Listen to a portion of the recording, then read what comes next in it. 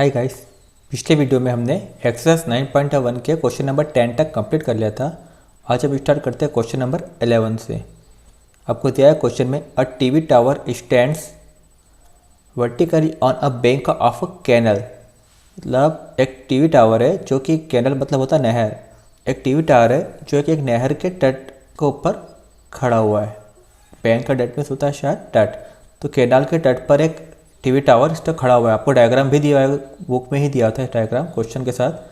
तो आपको दिख रहा है यहाँ पे ए बी एक टावर है जो कि एक कैनल, यहाँ पे बी और सी एक कैनल है, मतलब एक नहर है, उसके तट पर खड़ा हुआ है। ठीक है। Then from a point on the other bank directly opposite the tower, एक पॉइंट है जो कि इसकी जो दूसरा तट है अदर बैंक, जो मतलब बीच में जो नहर है उसका दो तट होते हैं। एक पे तो टावर खड़ा हो, जो दूसरा वाला तट है उसके ऊपर एक पॉइंट है जो टावर है उसके opposite. The angle of elevation of the top of the tower is 60 degree. वहाँ से जो टावर के टॉप का एंगल ऑफ एलिवेशन है वो कितना हो रहा है, 60 degree. From another point 20 metre away from this point on the line joining this point to the foot of the tower the angle of elevation of the top of the tower is 30 degree. इसी line पे मतलब आगे 20 metre दूर एक point है, वहाँ से इस टावर के टॉप का एंगल ऑफ एलिवेशन कितना हो रहा है, 30 degree. Then find the height of the tower and the width of the canal. तो आपको बताना है कि इस टावर की हाइट क्या है और इसकी जो बीच में नहर है उसकी विड्थ क्या है। मतलब आपको यहाँ पे ए बी और बी सी फाइंड करना है। ठीक है, एक बार फिर से डायग्राम समझ लेता हूँ मैं आपको। देखिए यहाँ पे आपको समझ में आएगा डायग्राम। एक टावर है, यहाँ पे सी और डी दिया हुआ है, एक टावर है और यहाँ पे देखिए आप बी और सी एक नहर, बीच में एक कैनाल बनी हुई है, नहर बनी हुई है। तो यहाँ पे एक पॉइंट है, इसके एक तट पे टावर खड़ा हुआ है और दूसरे तट पे एक पॉइंट है बी। यहाँ से जो एंगल ऑफ एलिवेशन है पॉइंट डी का, जो टावर के टॉप का, वो कितना हो रहा है, 60 डिग्री। और यहाँ से 20 मीटर दूर पॉइंट ए, इसी लाइन को आगे बढ़ाया पॉइंट ए पर, ए तक पॉइंट मतलब 20 मीटर दूर पॉइंट ए से टावर के टॉप पॉइंट डी का एंगल ऑफ एलिवेशन कितना हो रहा है, 30 डिग्री।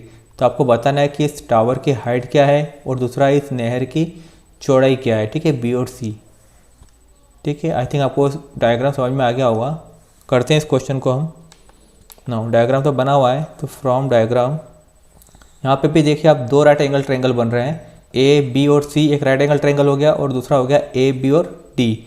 और मैंने आपको पिछले वाले वीडियो में बताया था कि जब भी दो राइट एंगल ट्रायंगल बनते हैं तो हम दो वेरिएबल लेते हैं, उससे क्वेश्चन करने में आसानी होती है। ठीक है, तो हम यहाँ पे दो वेरिएबल ले रहे हैं, एक को ले लिया मैंने एक्स और एक ले लिया वाई। ठीक है, देन लिखते हैं फ्रॉम डायग्राम। डायग्राम बना के दिया उन्होंने। लेट कर लेते हैं ए बी जो टावर है उसकी हाइट हमें फाइंड करना है, तो हम लेट कर लेते हैं कि ये एक्स है। लेट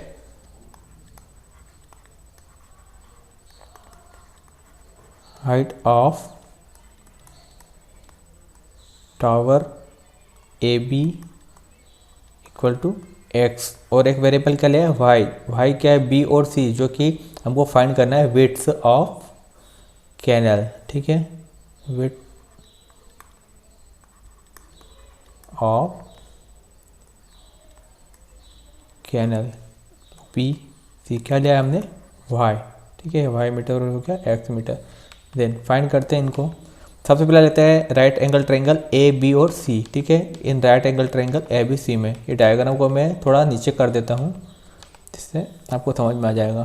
तो आपने क्या लिया, height of the tower A B equal to x metre and width of canal B C equal to y metre. अब देखते हैं हम ट्रायंगल ए बी सी में, in triangle A B C क्या क्या दिया हुआ है। हमने यहाँ पे लेट किया था कि ये एक्स है और ये क्या है, वाई।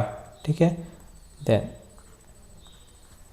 यहाँ पे आपको देखो परपेंडिकुलर दिया है और क्या दिया है, बेस। ठीक है, क्योंकि थीटा के सामने जो साइड होती है वो होती है परपेंडिकुलर। ठीक है, तो आपको यहाँ पे क्या दिया है, परपेंडिकुलर दिया है और बेस दिया है। और परपेंडिकुलर और बेस काय में होता है, आप देखते हैं इस रूल से, पंडित बद्री प्रसाद हर हर बोले सोना चांदी तोले। तो परपेंडिकुलर और बेस काय में आते हैं, टेन में। तो हम देखते हैं टेन क्या वैल्यू दी है, 60 degree. Tan 60 degree equal to perpendicular upon base. तो परपेंडिकुलर क्या है यहाँ पे, ए बी, और बेस क्या है, बी सी। ठीक है, वैल्यू पुट कर देते हैं। टेन 60 की वैल्यू होती है √3 ये हो गया √3, परपेंडिकुलर हो गया x और बेस हो गया आपका y। अब इन दोनों में से यहाँ किसकी वैल्यू निकालें, x से क्या y के, तो दोनों में आप देखो दोनों ट्रायंगल में कॉमन क्या था, x से दोनों में कॉमन दिख रहा है, ठीक है। तो हम यहाँ से x की वैल्यू निकाल लेते हैं। x इक्वल टू हो जाएगा √3y, ठीक है। देन इस वैल्यू को हम सेकंड वाले में पुट कर देंगे। Then in triangle A B और डी, इसमें देखते हैं in triangle A B D, यहाँ भी क्या लग रहा है रूल, परपेंडिकुलर है और बेस है, ठीक है। पर बेस पूरा हो जाएगा आपका डी, बी से लेकर डी तक, तो y + 20 दोनों प्लस हो जाएंगे, ठीक है। तो in triangle A B D में यहाँ पे टेन थीटा लगेगा क्योंकि परपेंडिकुलर और बेस की बात हो रही है, और परपेंडिकुलर और बेस काय में आता है, टेन में ही आता है। तो यहाँ पे लेंगे tan 30 degree equal to perpendicular क्या हो गया आपका ए बी और बेस हो गया आपका पूरा बी से लेके डी तक, ठीक है। देन tan 30 की वैल्यू होती है 1/√3, ठीक है, हो जाएगा 1/√3 इक्वल टू ए बी की वैल्यू आपको यहाँ x ली हमने और बी डी की वैल्यू, तो बी डी आपका पूरा हो जाएगा, ठीक है, यहाँ से लेके यहाँ तक। तो 20 तो है ही पहले, यहाँ से डी सी 20 है और उसमें y भी प्लस हो जाएगा, तो हो जाएगा y + 20, ठीक है। देन हमने x की वैल्यू यहाँ से इसमें निकाली थी फर्स्ट वाले ट्रायंगल से, इसमें क्या करेंगे पुट कर देंगे। पहले मैं मल्टीप्लाई कर देता हूँ इस साइड, y + 20 का मल्टीप्लाई इस 1 में होगा तो y + 20 और √3 का मल्टीप्लाई x में होगा तो क्या हो जाएगा √3x। x की वैल्यू क्या थी √3y, इसमें पुट कर देंगे हम, तो हो जाएगा, यहाँ लिख रहा हूँ मैं पुट वैल्यू ऑफ x, ठीक है। तो हो जाएगा y + 20 इक्वल टू √3, x की वैल्यू क्या है √3y, यहाँ पुट कर देते हैं √3y। तो हो जाएगा y + 20 इक्वल टू √3 का √3 में मल्टीप्लाई हुआ तो हो गया 3 और ये हो गया y। देन y वाले एक तरफ कर लेते हैं, 20 स्टार्ट ऐसा कैसा, यहाँ हो गया 3y, ये y प्लस का है, इधर आया तो काय का हो जाएगा, इधर आएगा तो माइनस का हो जाएगा, तो हो जाएगा -y, ये हो गया 20 इक्वल टू 3y में से 1 y माइनस का तो हो गया 2y। देन ये 2y के साथ मल्टीप्लाई में इधर जाएगा तो अपॉन में चले जाएगा, 20/2 इक्वल टू y, 2 से कैंसिल हो गया 20, 10 टाइम, तो y की वैल्यू आ गई, y इक्वल टू हम बोल सकते हैं 10 मीटर, ठीक है। y की वैल्यू आ गई 10 मीटर। तो हमने y लेट किया था, y क्या था, विड्थ थी इसकी, इसका मतलब यहाँ से लेके ये नहर की चौड़ाई थी जो आपकी कैनाल की, उन्होंने बोली थी विड्थ कितनी आई 10 मीटर। देन अब हमें x फाइंड करना है, तो हमने x यहाँ पे निकाला था, x इक्वल टू क्या होता है, x इक्वल टू होता है √3y, इक्वेशन नंबर 1 देते हैं।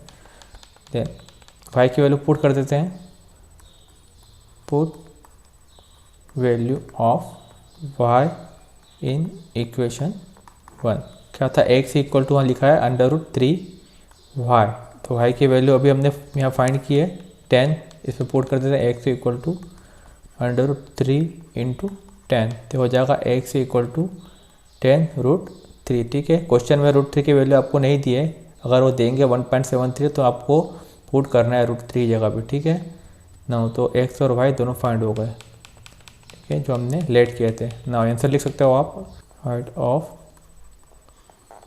टावर बी कितनी हुई 10√3 मीटर और विड्थ ऑफ कैनाल बी कितनी हो गई, ये विड्थ कितनी निकाली हमने 10 मीटर, ये हो गई 10 metre, okay.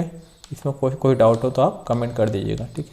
Then next question लेते हैं इसमें, क्वेश्चन नंबर 12 क्या दिया हुआ है, from the top of a 7 metre high building, एक 7 मीटर की बिल्डिंग है, उसके टॉप की बात कर रहे हैं, फ्रॉम द टॉप, उसके टॉप से the angle of elevation of the top of a cable tower is 60 metre, is 60 degree and angle of depression of its foot is 45 degree. तो यहाँ पे दो चीज़ें, एक तो बिल्डिंग की बात बोल रहे हैं और एक टावर भी है, ठीक है, केबल टावर भी है। तो बिल्डिंग के टॉप से केबल के टावर के टॉप का एंगल ऑफ एलिवेशन कितना दिया है 60 डिग्री, और उसी टावर के जो बॉटम है उसका फुट, उसका एंगल ऑफ डिप्रेशन, इस बार पहला क्वेश्चन है जिसमें एंगल ऑफ डिप्रेशन दिया है। अभी तक हमने जितने भी क्वेश्चन किए उन सब में एंगल ऑफ एलिवेशन चल रहा था, इसमें बात की एंगल ऑफ डिप्रेशन की, जो कि ऊपर से हम नीचे देखते हैं। तो बिल्डिंग के टॉप से जब नीचे देखेंगे टावर के फुट को, तो कितना आ रहा है एंगल ऑफ डिप्रेशन 45 डिग्री। तो आपको फाइंड करना है हाइट ऑफ टावर, ठीक है, क्वेश्चन को समझाने की कोशिश करता हूँ एक बार फिर से। देखिए यहाँ पे ये बिल्डिंग है 7 मीटर की, और यहाँ पे दिया हुआ है कि टावर, ठीक है। तो बिल्डिंग के टॉप से इस टावर के टॉप का एंगल ऑफ एलिवेशन कितना हो गया, 60 डिग्री। और इसी बिल्डिंग के टॉप से इस जो टावर है इसके बॉटम का एंगल ऑफ डिप्रेशन की बात की है, ठीक है। एंगल ऑफ डिप्रेशन जो कि हम ऊपर से नीचे देखते हैं, ये हो गया 45 डिग्री, ठीक है। तो आपको फाइंड करना है कि इस टावर की हाइट क्या होगी, ठीक है ना। आई थिंक आपको क्लियर होगा। बनाते हैं डायग्राम इसका हम। देखिए पहले बनाया ग्राउंड, ये और ये हो गई 7 मीटर की बिल्डिंग आपकी, और ये हो गया एक टावर। टावर की हाइट हमें नहीं दी है। देन आपको क्वेश्चन बोला है from the top of 7 metre high building the angle of elevation of the top of a cable tower. जो केबल टावर का टॉप है उसका एंगल ऑफ एलिवेशन यहाँ से कितना हो रहा है, 60 डिग्री। तो हम 60 डिग्री बनाते हैं, यहाँ से यहाँ तक का जो एंगल ऑफ एलिवेशन है वो है 60 डिग्री। तो एंगल ऑफ एलिवेशन कहाँ से बनता है आपको पता है, वो बनता है हॉरिजॉन्टल लाइन से। तो यहाँ पे हॉरिजॉन्टल लाइन आपकी कौन सी होगी, ये वाली, ठीक है। यहाँ से जो एंगल बनेगा वो होगा 60 डिग्री का, ये वाला एंगल हो गया आपका 60 डिग्री। और दूसरी बात क्या बोल रहा है वो, and the angle of depression is it's 45 degree. यहाँ से एंगल ऑफ डिप्रेशन भी दिया है आपको, वो भी किसका, टावर के फुट का, कितना 45 डिग्री। इसको बना देते हैं, ये हो गया एंगल ऑफ डिप्रेशन 45 डिग्री, ठीक है। ये हो गया 45 डिग्री, ये भी इसी लाइन से बनेगा, ओरिएंटल लाइन से, ठीक है, एंगल ऑफ डिप्रेशन। तो आपको फाइंड करना है कि हाइट ऑफ टावर क्या होगा, ये आपको फाइंड करना है कि हाइट ऑफ टावर क्या होगी, ठीक है। देन अब इसमें देखो कि हम क्या क्या सेम है। पहले तो मैं नाम देता हूँ इसके, ये हो गया ए पी, एक टावर है, और सी टी क्या हो गई, एक बिल्डिंग है। देन ना इसमें लिख लेते हैं पहले हम, using given in instruction to draw a figure, ठीक है। हमको जो इंस्ट्रक्शन दी थी उससे हमने फिगर ड्रॉ कर लिया। अब देखते हैं फिगर में क्या क्या इसमें नाम हमने दिया, ए बी सी डी, यहाँ पे नाम दे दिया ई, ठीक है। देन क्या लिया हमने, सी डी, एक बिल्डिंग ले ली थी 7 मीटर की। From figure C D is a building, कितनी है, 7 मीटर की। देन ए बी क्या है, एक टावर लिया है हमने, A B is a tower, ठीक है। देन हमको लेट करना है, क्या आपको फाइंड करना है, ए बी की लेंथ ही फाइंड करना है, टावर की लेंथ, ठीक है। तो हम लेट कर लेते हैं कि जो इसकी लेंथ है वो कितनी है, एक्स। अब आप देखिए पहले लेट करने के पहले कि देखिए यहाँ पे ये सी ओ टी कितना है, 7 मीटर। तो बी और ए बी कितना होगा, ये 7 मीटर होगा, मतलब आधी लेंथ तो हमको मालूम पड़ गई है कि इसकी क्या है। तो यहाँ बी और ई, क्योंकि ये दोनों एक दूसरे के पैरेलल है, तो यहाँ अगर सी टी इक्वल टू होगा ई बी फ्रॉम फिगर, तो हम लिख सकते हैं फ्रॉम फिगर क्या दिख रहा है, C D equal to, C D किसके इक्वल हो गया, बी और ई के, कितना है ये 7 मीटर। और इसमें एक चीज़ और आपको दिख रही है कि जो बी और डी है वो भी किसके इक्वल है, ई और सी के, दोनों में कॉमन है। और यहाँ पे भी आप देखो 2 राइट एंगल ट्रायंगल बन रहे हैं, यहाँ पे एक ये रहा राइट एंगल ट्रायंगल और ये रहा राइट एंगल ट्रायंगल। और मैंने आपको कहा था जब भी 2 राइट एंगल ट्रायंगल बनते हैं तो हम क्या करते हैं कि 2 वेरिएबल लेते हैं। तो एक तो मैं यहाँ पे ले लेता हूँ एक्स और एक ले लेता हूँ वाई, ठीक है।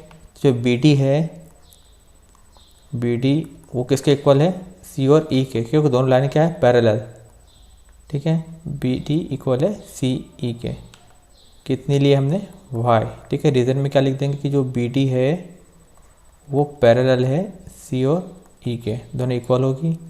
देन और क्या दिया हुआ है इसमें, अब आप देखिए एंगल, जो एंगल की बात करते हैं 60 डिग्री तो ठीक है, ऊपर वाला ट्रायंगल तो हम सॉल्व कर लेंगे।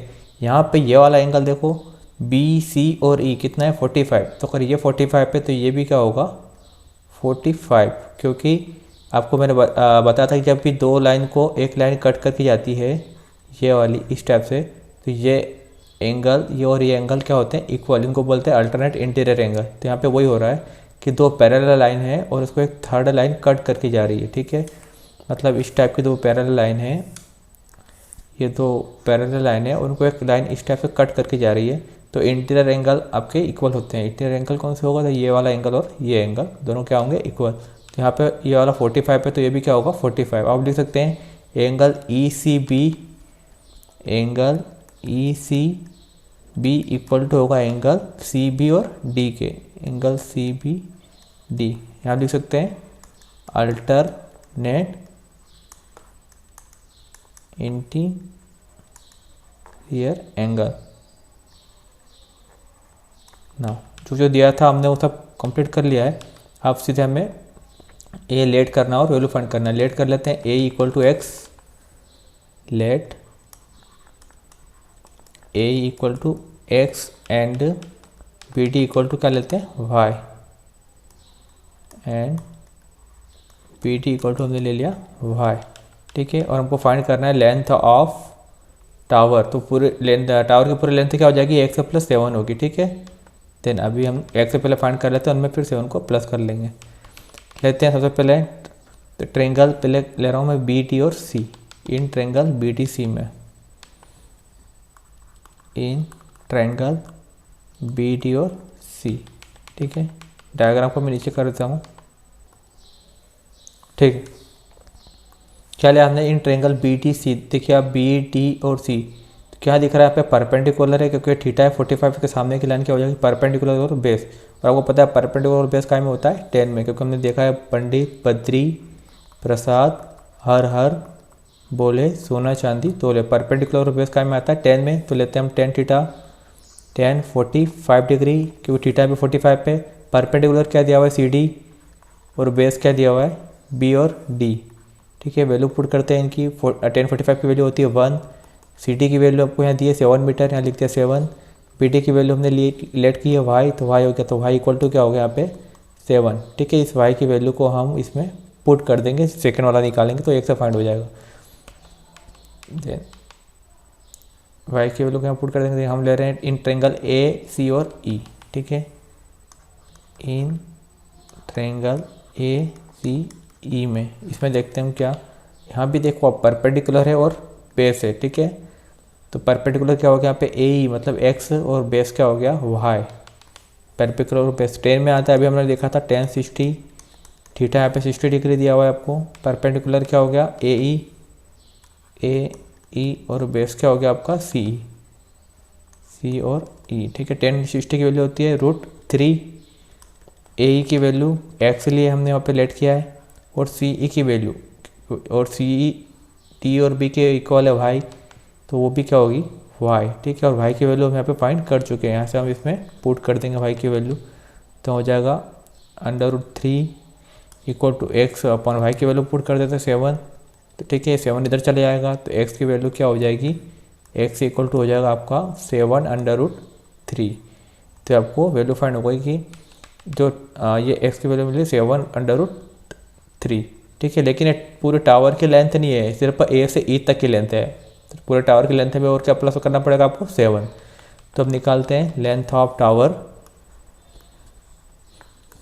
लेंथ ऑफ टावर क्या होगी, पूरा लेते हैं ए बी इक्वल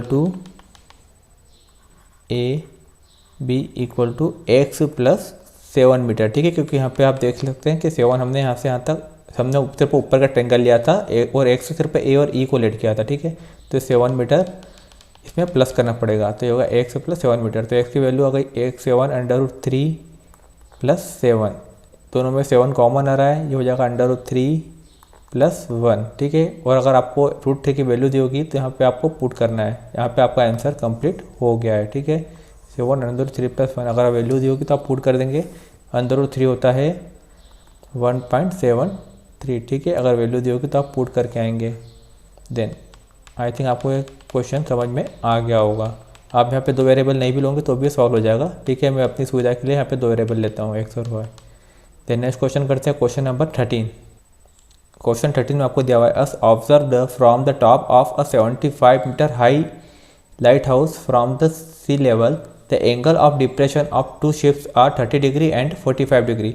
मतलब एक लाइट हाउस है जो कि सी लेवल से 75 मीटर टॉप से हम 2 जहाज़ों को देख रहे हैं टू शिफ्ट बोले हैं कि दो जहाज़ों को देख रहे हैं जिनका एंगल ऑफ डिप्रेशन कितना हो रहा है 30 डिग्री एंड 45 डिग्री, क्योंकि आपको पता है हम जब भी ऊपर से नीचे देखते हैं तो एंगल ऑफ डिप्रेशन होता है, एक का है 30 डिग्री और एक का है 45 degree. If one ship is exactly behind the other on the same side of the light house, जो एक शिप है वो दूसरी शिप के जस्ट पीछे आ रहा है और एक ही लाइन में, ठीक है। तो find the distance between the two ships, हमको उनके दोनों के बीच को डिस्टेंस फाइंड करना है, ठीक है। एक बार डायग्राम से आपको समझ देता हूँ किस टाइप का क्वेश्चन है ये देखिए एक लाइट हाउस है जिसकी आपको हाइट है 75 मीटर।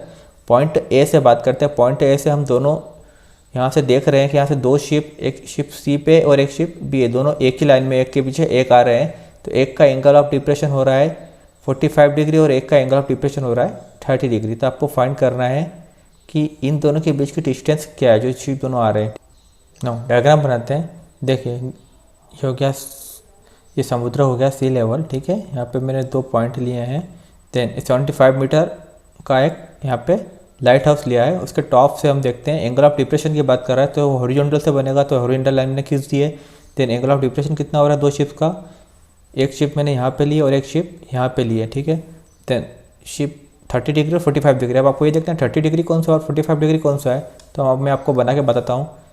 देखिए समझते हैं इसको एक बार। यहाँ पे एंगल होता है आपका 0, यहाँ से एंगल को बढ़ाया हमने, जैसे से एंगल इधर ला रहा हूँ, ये हो गया आपका 30 और इधर लाया तो और बड़ा होता जाएगा, ये हो जाएगा 45 और इधर बिल्कुल पास में ले आया तो क्या हो जाएगा 90, ठीक है। आई थिंक आपको समझ में आ गया हो कि ये वाला 30 का होगा और ये वाला कौन सा होगा 45 का। तो यहाँ तक जो एंगल ऑफ डिप्रेशन हो रहा है ये हो गया 30, ठीक है। देन इसे हो गया आपका एंगल ऑफ डिप्रेशन 30 डिग्री यहाँ से इस शिप का, ठीक है, क्योंकि पीछे वाली शिप का एंगल ऑफ डिप्रेशन कम होगा 30 डिग्री। देन ये वाली शिप का एंगल ऑफ डिप्रेशन ज़्यादा होगा 45 डिग्री। ये 30 डिग्री है तो इसके साथ में जो एंगल यहाँ बनेगा ये भी कितना हो जाएगा 30 डिग्री। देन दूसरा कलर ले लेता हूँ मैं, यहाँ पे इस लाइन का एंगल ऑफ डिप्रेशन कितना बन रहा है 45, ठीक है। इस छात का एंगल ऑफ डिप्रेशन हो गया 45, ये हो गया पूरा आपका 45, ठीक है। तो यहाँ पे कितना हो जाएगा 45 डिग्री, ठीक है। आई थिंक आपको डायग्राम समझ में आ गया होगा। 75 मीटर हमने ये लाइट हाउस लिया था और एंगल ऑफ डिप्रेशन बनाया यहाँ से। ऐसा 30 कौन से लेना 45 कौन से लेना है मैं आपको समझा चुका हूँ, ठीक है।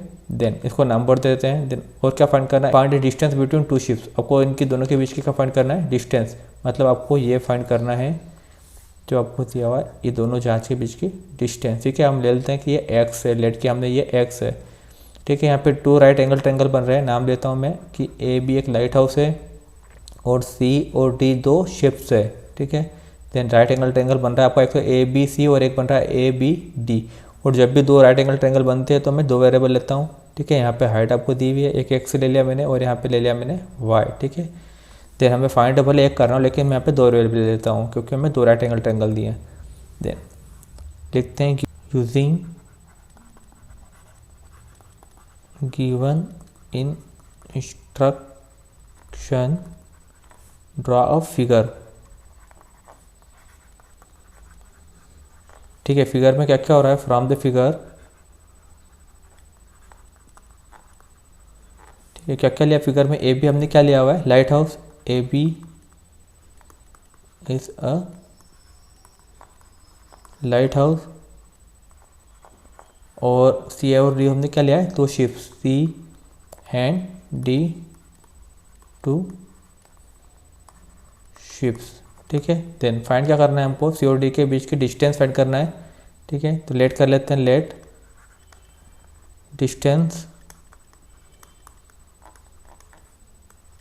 Between 2 ships. कौन सी लिए, सी डी इक्वल टू हमने लेट कर दिया कि एक्स है, ठीक है। दोनों के बीच की डिस्टेंस हमने ले ली कि एक्स है। देन बी सी को हमने लिया है वाई। अब सॉल्व करते हैं इस क्वेश्चन को, लेते हैं ट्रायंगल ए बी सी में, in triangle A B C, in right triangle A B C क्या दिया हुआ है, परपेंडिकुलर दिया आपको और बेस दिया है, ठीक है। हाइपोटेनस से हमारा कोई लेना देना नहीं है, तो परपेंडिकुलर और बेस सारे क्वेश्चन में यही आ रहा है। 10 का रूल होता है परपेंडिकुलर अपॉन बेस, तो 10 45 इक्वल टू परपेंडिकुलर आपको दिया हुआ है ए बी और बेस आपको दिया हुआ है बी सी, ठीक है। तो tan 45 की वैल्यू होती है 1 इक्वल टू ए बी की वैल्यू हो गई 75 और बी सी की वैल्यू हो गई y, ठीक है। तो यहाँ से y की वैल्यू फाइंड कर ली, y इक्वल टू आ गया 75, ठीक है। देन इस वैल्यू को हम सेकंड वाले में पुट कर देंगे। सेकंड वाला फाइंड करते हैं in triangle A B D में, इन ट्रायंगल ए बी और डी, ठीक है। यहाँ भी वही परपेंडिकुलर अपॉन बेस लेंगे। परपेंडिकुलर क्या है, tan, इस बार 30 ले रहे हैं, tan 30 degree equal to perpendicular हो गया आपका ए बी और बेस हो गया बी से लेके डी तक, ठीक है। पूरा बेस होगा आपका बी से लेके डी तक। पहले बी और सी था, छोटा वाला ट्रायंगल लेते हो, अब बी से लेके डी तक हो गया। tan 30 की वैल्यू होती है 1/√3 इक्वल टू ए बी की वैल्यू 75 मीटर है। देन बी टी की वैल्यू क्या हो जाएगी, वाई भी हो जाएगा और एक्स भी हो जाएगा। तो हम लिखेंगे पूरा एक्स प्लस वाई, ठीक है, एक्स प्लस वाई। आपको पता है बी से लेकर डी तक की डिस्टेंस वाई और एक्स दोनों आ गए। देन हम वाई की वैल्यू निकाल चुके थे 75, इसमें पुट करेंगे। पहले मैं इधर मल्टीप्लाई करता हूँ, एक्स प्लस वाई का 1 में मल्टीप्लाई हुआ तो हो गया एक्स प्लस वाई, √3 का 75 में मल्टीप्लाई हुआ तो हो गया 75√3, ठीक है। देन वाई की वैल्यू यहाँ से पुट कर देते हैं इसमें, तो हो जाएगा एक्स प्लस वाई की वैल्यू 75 है इक्वल टू 75√3, ठीक है।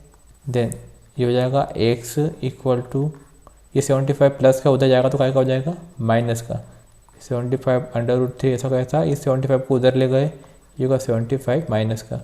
देन दोनों में 75 दिख रहा है तो क्या लेंगे, कॉमन ले लेते हैं इसमें। तो 75 कॉमन हो गया, बचा √3 माइनस में 1, ठीक है। तो x की वैल्यू आ गई, दोनों जहाज के बीच की डिस्टेंस थी 75 इक्वल √3 माइनस 1, 75 ब्रैकेट में √3 माइनस 1, ठीक है। अगर आपको √3 की वैल्यू क्वेश्चन में मेंशन हो तो आप इसमें पुट कर दीजिएगा, ठीक है। तो यहाँ पे आपका ये फाइनल आंसर हो गया है। आई थिंक आपको समझ में आ गया होगा, कोई ज़्यादा टफ नहीं है। फिर सिर्फ 2 ट्रायंगल लेना है, राइट एंगल ट्रायंगल, और उन दोनों को सॉल्व करना है, ठीक है। तो हम आंसर लिख सकते हैं यहाँ पे, डिस्टेंस बिटवीन 2 शिप्स इज कितने निकले, 75√3 माइनस 1 मीटर, ओके, ठीक है। यही फाइंड करना था हमें, एक्स से फाइंड करना था, एक्स हमने फाइंड कर लिया है। नाउ नेक्स्ट क्वेश्चन हम अगले वीडियो में करेंगे। इन तीनों क्वेश्चन में आपको कोई डाउट हो तो आप कमेंट बॉक्स में लिख दीजिएगा, ठीक है। Okay, thank you.